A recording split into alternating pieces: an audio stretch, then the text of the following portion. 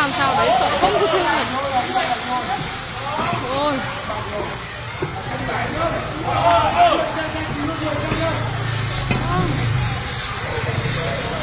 Đấy, sợ lắm rồi. Mà nó cháy nó nhanh lắm. Rồi, người trên có người rồi. Đây, không có chung. Mãi không biết chạy nhảy như bên cạnh chưa? Đấy, sợ không?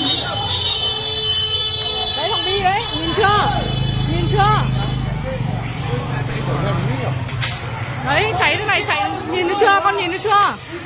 Con đến lúc tận mắt chứng kiến nhá, con suốt ngày bảo mẹ ấy nhá. Bên này đấy có nước nào không anh ơi? Bên này có nguồn nước rửa xe nào không? Con nước sạch sẽ không ấy được rồi, thế này thì thế này thì ấy hết rồi. Không rồi. Gọi rồi. Đừng sai đi. Đừng sai hết đây.